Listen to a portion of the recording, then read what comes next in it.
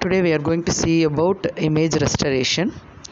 Image restoration in the first class itself, that is while introducing the digital image processing course, and we have seen what is the difference between enhancement and restoration, because we have seen a lot of processes in image processing concept.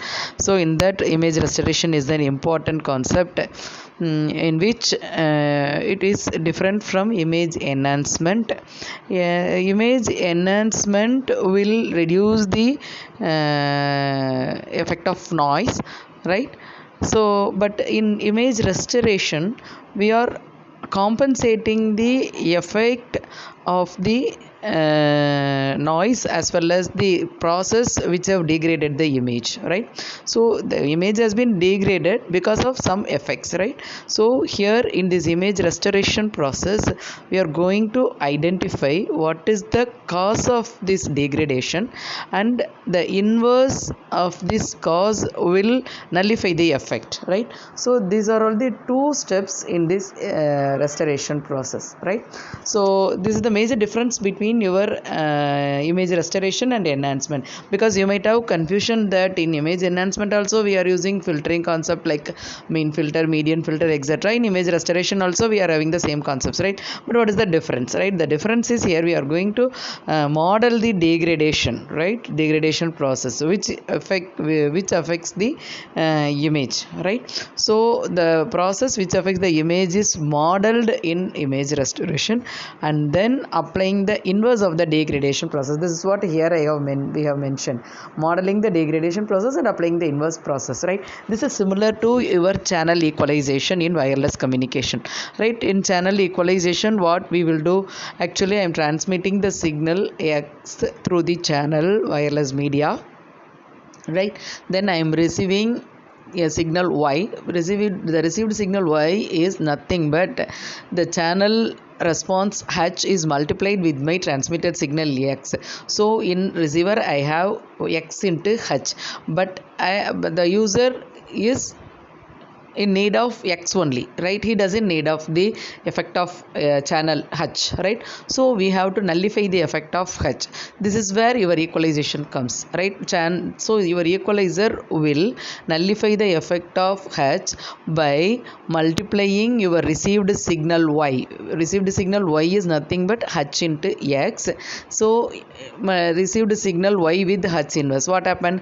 H inverse into Y. So H inverse into H into X. So H inverse into H gets the unity matrix. So you will be getting only X. So this is the way you will equalize the effect of the channel, right? The same process is applied here in the wireless communication. In the receiver, that is the channel is modeled or channel is estimated. The channel the information is estimated in the receiver, and then the equalizer will nullify the effect of the channel. The same process is here. So after getting the degraded image, right, we have to identify the degradation process, then you have to nullify this effect, right, by applying the inverse of the degradation process, which is similar to your H inverse in your equalization process, right? So these are all the some of the difference between your enhancement process and the restoration process, right? In enhancement process we don't need a priori knowledge of the degradation process, but in restoration process, before filtering or before doing the inverse of the degradation process, we should know what is the degradation process. So we should have some a priori knowledge of the degradation process, right? So here also we have a spatial domain approach and a frequency domain approach, but a spatial domain approach is used when only that is the degradation is due to only noise, right? But frequency domain approach is used for a blurring effect, to remove the blurring effect, to reduce the blurring effect, right? So to nullify the blurring effect, we will be going for frequency domain approach. As usual, in enhancement techniques. Here also we have spatial domain and frequency domain. The spatial domain is purely for noise and frequency domain is purely for reducing the blurring effect, right? So this is the model of your image restoration or degradation process. So f of xy is the input image, which is a clear image, and the degradation function h, okay, then it is added with the AWG noise, which is unavoidable. Then the resultant one will be named as g of xy. Then it is filtered by restoration filter. Then we will be estimating the input image, right? So we are estimating the recovered input image. So the first block till the noise after the adder is called as the degradation process, and the second step is called as the restoration process, right? So here the equation shows g of xy.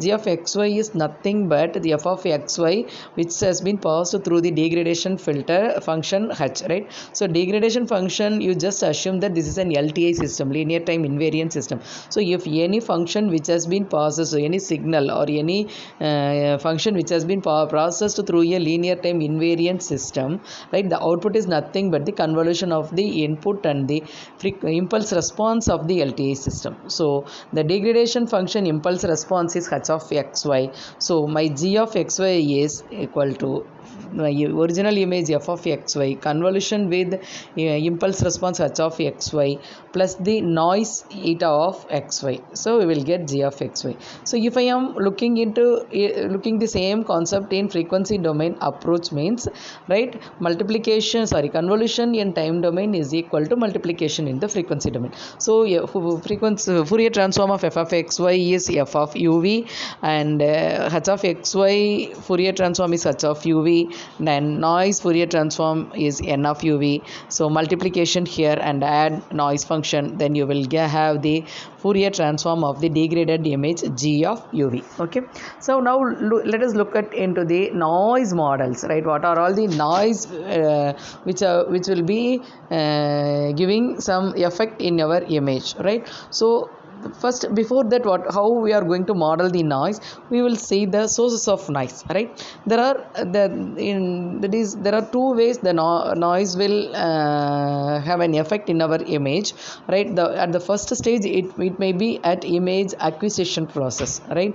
Image acquisition process, while capturing the image, right, the imaging sensors, the performance of the imaging sensors may be affected by environmental conditions and by the quality of the sensing elements, right? Otherwise, during digitization process also we will have some noise, right? You might have studied in your PCM, we will have quantization noise, right? And then another type of noise which may cause due to the in the step of image acquisition is, suppose if you are capturing your image through a CCD camera, right, the light levels and the sensor temperature are major factors for the noise, right?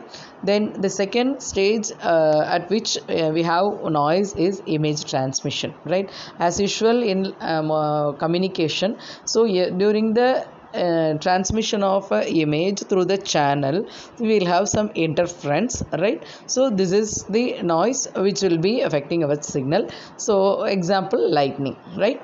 Then before modeling the noise, we should know some properties of the noise, right? So noise, the properties are also categorized into two types, namely spatial properties as well as frequency properties of noise. Spatial properties, it depends upon the statistical behavior of the gray level values of the pixels, right? So each and every pixels have its own gray level values, and how gray level values will be behaving in a statistical manner is being studied for modeling the noise, right? So also we are assuming that the noise is spatially independent and uncorrelated with the image. What do you mean by spatially independent? Suppose a noise at the position xy will be different at position x plus 5 and y plus 5, or x plus 2 and y plus 5, or x plus 10 and y plus 5, like that, right? So it does it that is it doesn't dependent on spatial locations, right? It is independent of spatial location, and it is uncorrelated with the image. Suppose if the image of a rose is will be having a particular noise, and image of jasmine will be having a particular noise. No, it's not like that. It is uncorrelated. The noise is uncorrelated with the image, right? So these are all the two properties we should have kept in mind while modeling the noise, right? Then regarding our frequency properties of the night, we should consider the Fourier spectrum of the noise. You know very well about the white noise, right? So if you could have studied in your communication theory that your white noise is nothing but which is independent of frequency. So if you plot the power spectral density of your white noise, x-axis is your frequency and y-axis is your power spectral density, you could see it is a single straight line parallel with the x-axis whose amplitude is n0 by 2, right? Where n0 is the amplitude of the noise, right? So it is independent of the noise. Wherever you see white in signal processing or communication means it is independent of frequency. That is why I have highlighted the word white here. White means it is independent of frequency. So the frequency properties of the noise says that we assume that our noise is white, right? So in the previous block diagram I have mentioned noise eta of xy. Normally we say that this noise is AWGN noise. You could have studied this thing in your digital communication, wireless communication and communication theory. So A means additivity, white means it is independent of frequency, it is constant, right? The Fourier spectrum is constant, and Gaussian noise means the distribution is Gaussian, normal distribution, right? So normally for modeling any noise or any channel or anything in the communication as well as in the image processing, first we assume that the noise is the AWGN, which is very, because it has the property of normal distribution, which is easy to manipulate, right? So while modeling the statistical behavior of the intensity values of the noise component of the model, we assume that the noises are random variable and it's characterized by probability density function. So because we don't know at what time we are having at what type of noise, because the pattern is unpredictable. So I could say that I should assume that the noises are assumed as random variables. If at all it is a random variable means automatically it should be characterized by its probability density function, right? So again I am insisting you that we have noise with the assumption that it is independent of the image, right? And it is white, right? Then there are two types of noise. Some noises are spatially dependent. They are called as the periodic noise.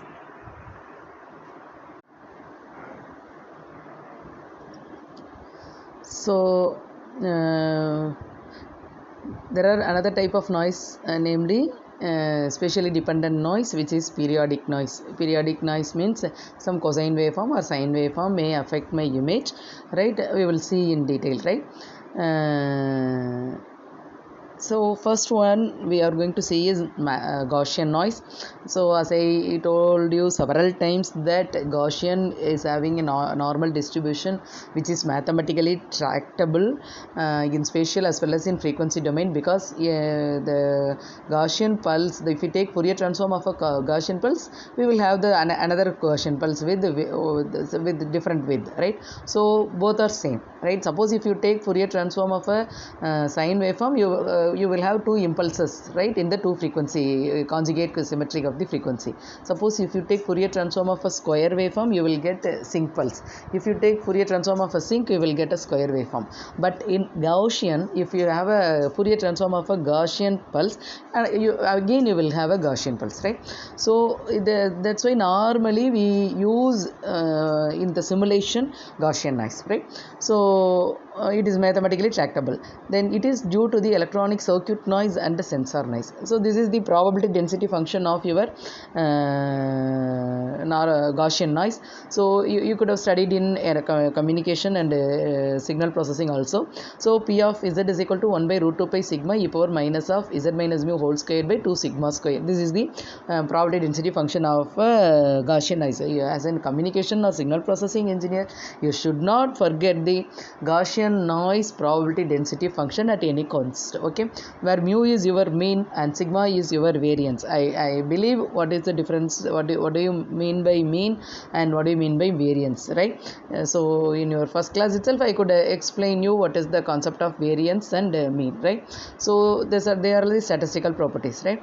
So if you know, if you suppose if you are having a discrete probabilities, means if you sum all the probabilities you will get 1, right? Similarly in continuous time, if you integrate the probability density function over from minus infinity to plus infinity, you will have 1, right?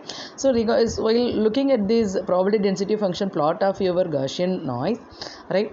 So between the values of mu minus sigma to mu plus sigma, 70% of its values are covered, right? 70% of the distribution values are probability distribution values are covered. So it has been in the region mu minus 2 del to mu plus 2 del 2 sigma, you will have 95% of its values covered. So this is why its graph is like bell shaped, right? Then in this tail only meager amount of energy has been or power has been distributed, right?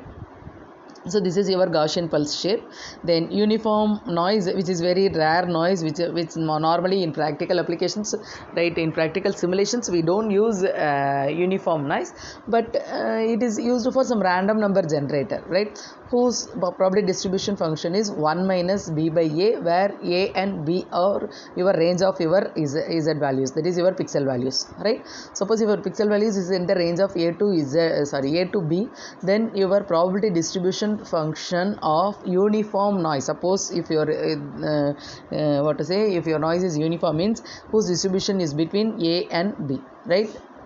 This is your plot of your uniform probability density function, which is flat in the area, right, which is the flat area, right? Then again impulse noise, we have seen in your enhancement chapter itself what is impulse noise. Impulse noise occurs at time t is equal to 0.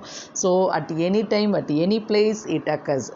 Suppose if you are having an image of a constant values or very meager transition values, some background, right? Suppose if you are having a background of one grayscale values of some 120 or 100, let us assume that the grayscale value of the background, we have the values, it is a constant values and it has the value of 108, right? So it is suppose the images size is some 60 cross 60, so all the values in the image is the same value of 108, right? Suppose if impulse noise is that is your image is affected by impulse noise, means, right, then there are some either 0 or 255 grayscale values in between these images. So this is your impulse noise, right? So 0 means it is pepper noise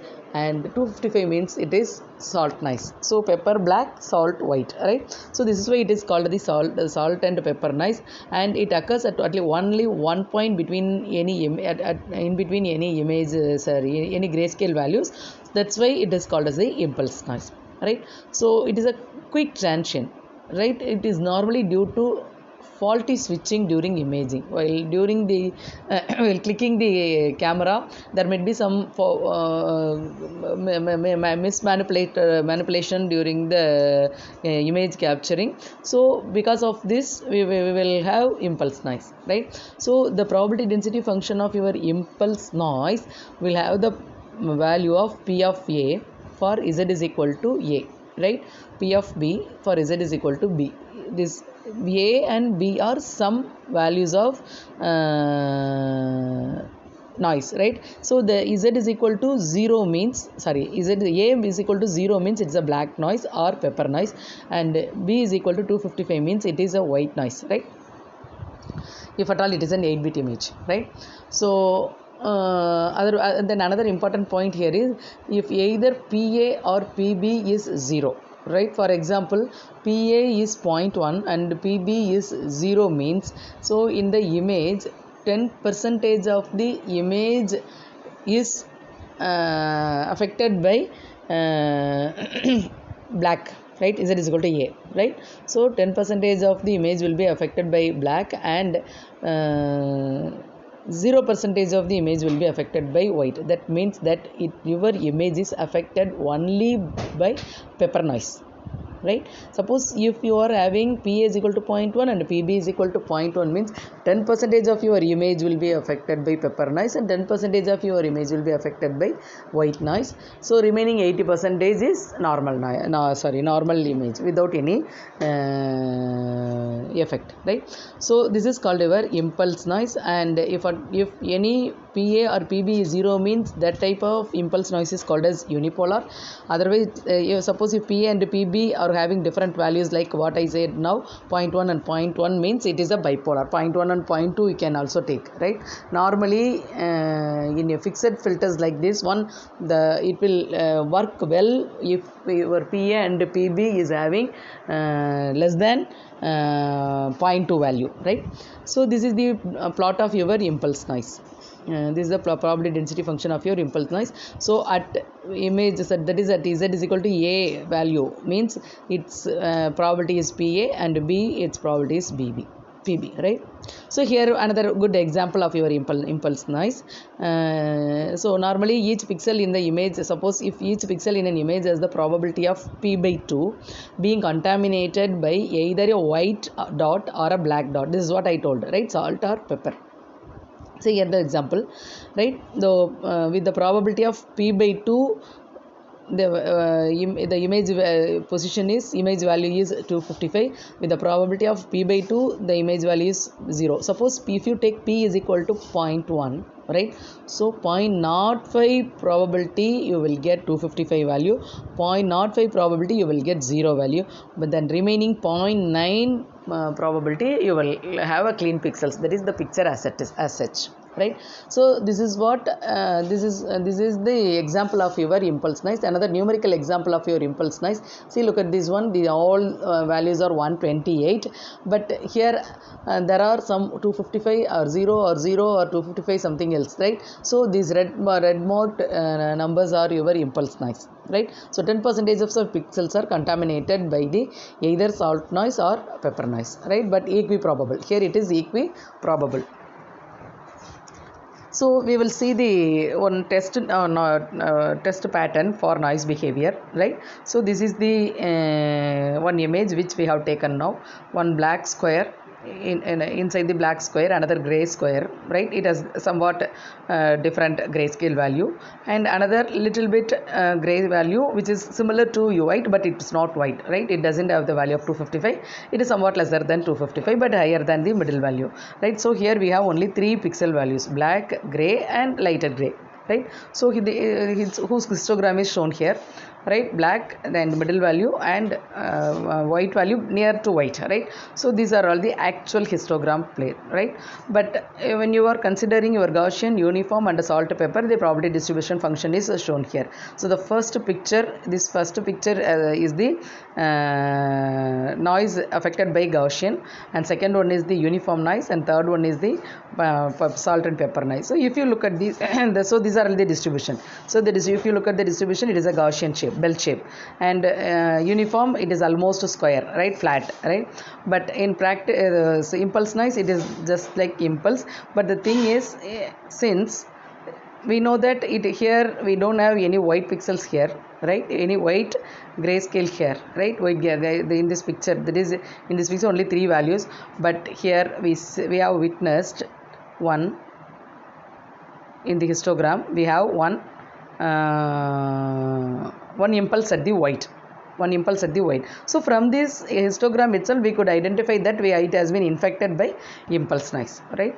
Then another noise which is spatially dependent noise, which I have told you earlier, is the periodic noise, which is arisen from the electrical and electromechanical interference during image acquisition, right? Which can be reduced using frequency domain filtering. We know that Fourier transform of a pure sinusoid is a pair of conjugate impulses located at the conjugate frequencies of the sine wave. So this is the image which have been infected by the periodic noise, right? The Fourier spectrum of this image is shown here, right? So you could see some dots, right? This is nothing but your periodic, that is frequency domain of the image, and we could see the complex conjugate pair in frequency domain, right? In your communication signal, one dimensional signal, you could see in the x-axis as a frequency and y-axis as the power spectral density or amplitude of the Fourier domain signal. Then you could see two impulses in the right hand side and left hand side, complex conjugate, right? So this is what we could see in the signal, right? One dimensional signal. In image you could see the same concept here, but so since it has some periodic property as well as the complex conjugate property, we can eliminate through frequency domain filtering method, right? So now we will see some spatial filtering, right? The spatial filtering normally we consider only additive noise only, right? To eliminate the additive noise, right? So in the degradation model here I have removed the degradation function, because here we are first we are assuming that our image is corrupted only by noise, not by any degradation function, right? So far we have not seen any degradation function, we are considering only the noise, say, right? Which is being removed by spatial filtering concept, spatial filtering concept.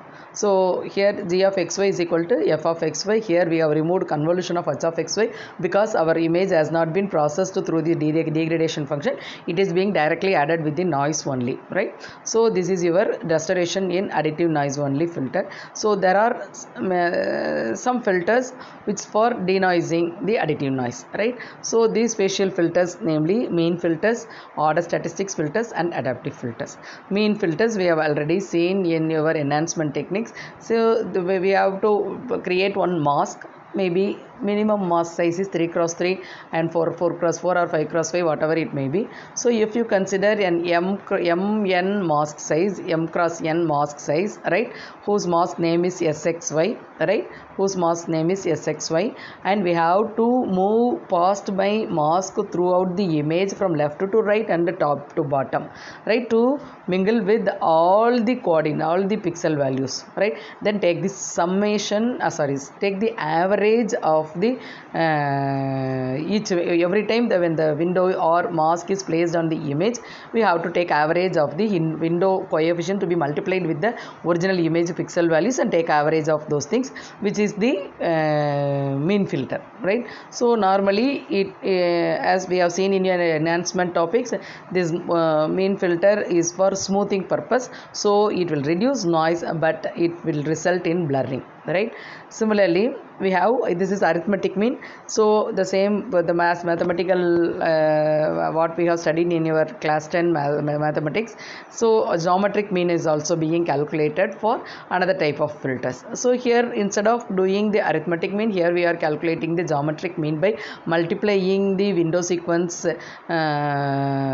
all window sequences, and taking power of 1 by m, and then we will have the geometric mean filtered output, but it achieves somewhat better smoothing effect, right, comparable to AM filter. So it could retain your image details, right? Let us see in this example, right? The left one is left upper one is the original image, then right upper one is the noisy image, Gaussian noise we are assuming that, whose mean is 0 and variance is 20, right?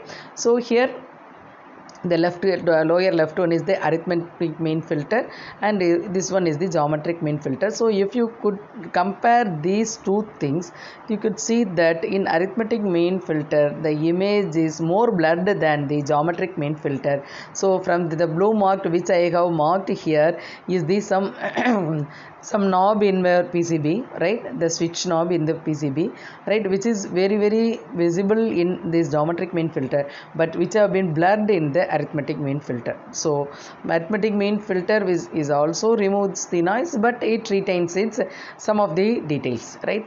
Then next one is the harmonic mean. This is the formula for harmonic means. Mn is the m into n is the size of the mask divided by summation of all the inverse of the pixel values, right? Normally it works well for salt noise but fails for pepper noise, right?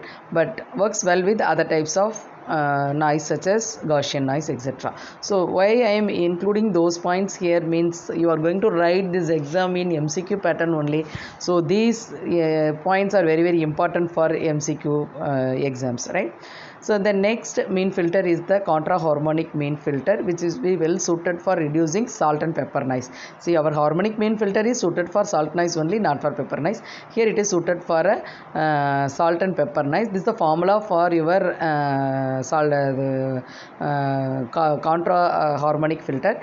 The Q is the order of the filter, that is power Q. Power Q is the order of the filter. So this Q, the value of Q determines whether this particular filter will work for pepper noise or for salt noise. Suppose if you fix your Q value as a positive, means it works for pepper noise, and if you fix Q value as the negative, means it works for a salt noise, right? If you fix Q is equal to 0, means it is arithmetic mean filter. If you fix Q is equal to 1, means it is a harmonic filter, right? So we could see the difference of your contra harmonic for various Q values.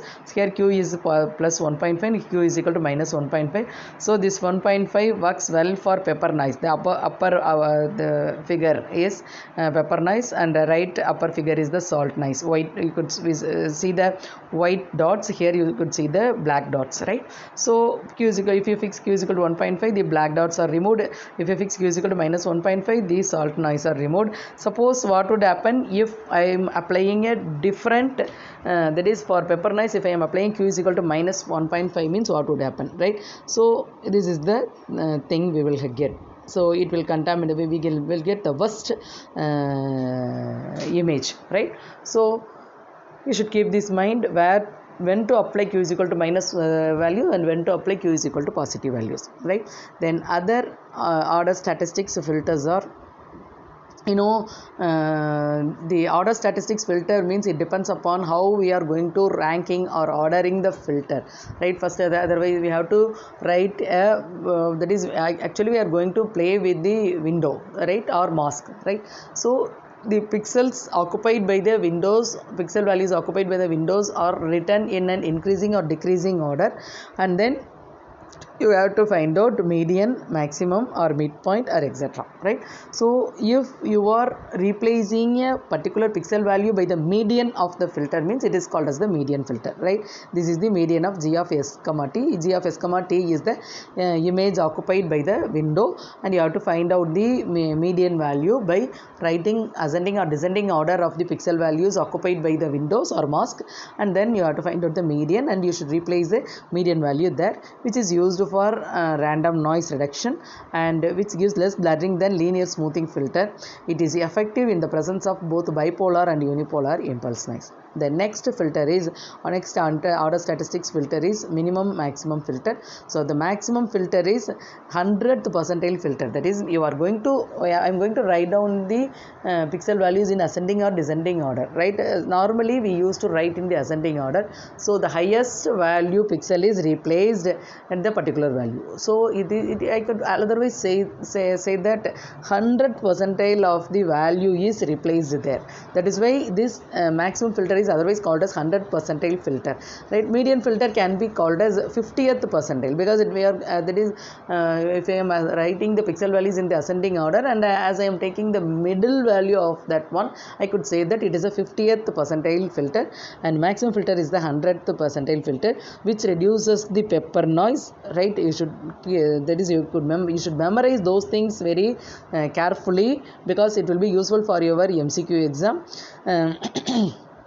It is useful for finding the brightest points in an image, maximum filter. So the VULTA is for minimum filter. It is a 0th percentile filter, and minimum value of this one useful for finding the darkest points in an image, which reduces the salt noise. right? This is an example of your median filter, right? I'm as that is this is the mask, the dotted line is the mask, right? It is so it should be a 3x3 mask or 3x3 windows, right? The values are rewritten here like 0 0 225 225 225 226 226 226. So median value is 225. So the center value is replaced by 225. The center value is replaced by 225 here, right? So here it is the another example of your what to say, median filter response, right? So suppose this is my the left upper image is the bipolar noise image with p is equal to 0.1 and pb is equal to 0.1, right? Then right side image is a 3x3 median filter. We have one pass in the sense that I have to move my windows from left to right and top to bottom. After completing all the pixels are involved in this process means then again I have to do the process once again. So if the process is completed one time means it is one pass. If I am doing it for another time means it is pass 2 and pass 3, etc. So if more number of passes means we will have a good reduction of noise, but the image is blurred, right? So you could witness these things in this one, right? In pass 1 you have good details, you can see the details of the image, but the noise reduction is less, right? So but if you are viewing the what to say in the pass 2 and pass 3, that is the blurring has been increased, right? So then another one is for max filter and minimum filter. Max filter for pepper noise and minimum filter is the salt noise, right? So here I have included the comment: remove some bright pixels from the borders of the bright objects. It removes some dark pixels from the borders of the dark objects. The next one is the midpoint filter, right? You know what is midpoint. Midpoint is the maximum plus minimum divided by 2. This is the midpoint of the filter. This filter combines order statistics and averaging. It is work best for Gaussian and uniform noise, right? Then another one is the alpha trimmed mean filter. Alpha trimmed mean filter, you know, right? Mean filter is the average filter, right? What do you mean by alpha trimmed mean filter? Means you have to take the d by 2 lowest gray values and d by 2 highest gray level pixels. D you can take any value. Suppose if your mask is mask length, mask size is m cross n. Suppose it is a 4 cross 4 mask. That means you are having 16 pixels, right? And I could take my D as 2 means one lowest pixel and one highest pixel should be removed from the mask, right? That is the from the image which have been occupied in the mask, right? So those 2 points have been removed and the remaining points are averaged. This is called the alpha trimmed mean filter, because I am going to trim the some of the lowest and some of the highest grayscale pixels within the mask, right? Suppose if I am putting my the D value as 0 means it is a arithmetic mean filter, because there is no trimming. If D is equal to 0 means it is not at all trimmed. So it is similar to your what to say, arithmetic mean filter. Suppose if I put D is equal to mn minus 1 means it is similar to your mean filter. Am I correct? So other values of D, this filter is useful for removing multiple types of noise such as salt, pepper and Gaussian noise. That's why this is a hybrid of both the median and mean filter. That is why it will cover both this noise, right? So these are all the performance of your median, geometric mean, arithmetic mean with the same size of filter, right? Then we will go to the adaptive filter. Adaptive filter in the sense that which is similar to your adaptive equalization. So in the equalization process, if you are multiplying your channel inverse with your received signal, your channel effect is nullified in the received signal. How we are going to estimate the channel here, right? So I am estimating the channel by or model the channel H cap, and I am multiplying this one with my original received signal, right? So, but suppose if the mobile is moving across means the channel will not be constant for long. The channel will be changed, right? So if at all if it is being continuously changed means that is the H value will also be changing. So taking inverse of the H value which have been taken 1 hour before means it will not be applicable to remove your channel effect, right? So you have to change the channel estimation at another time to get the original signal, right? I hope you understand what I'm trying to tell. The same concept is applied here, right? Because we don't know how your image will be affected by the noise, because it is randomly varying, right? So the image captured at a particular time, right, is being degraded at that time, right? So if you are applying the same filter coefficients for the image which have been obtained after 10 minutes or after at the different situation, means you could not get the better result. So for that you have to go for adaptive filter in the sense that you are going to change the filter characteristics, statistical characteristics of the sub image or a filter window, right? So we will have a better performance, but I will get a better performance, but I have to sacrifice the complication of the process, because I have to estimate the statistical characteristics as and when necessary, and I have to update the filter window coefficients there. So this is we have some complications in the adaptive filter, right? There are two types of adaptive filter: local noise reduction filter and adaptive median filter, right? Adaptive local noise reduction filter, we have mean and variance value. Where mean, you know that it is an average of a image, right? So average of a random variable noise, as we are saying about noise, right? So using this mean, which will reveal the measure of average gray level in some region, right? So variance is the average contrast of the region,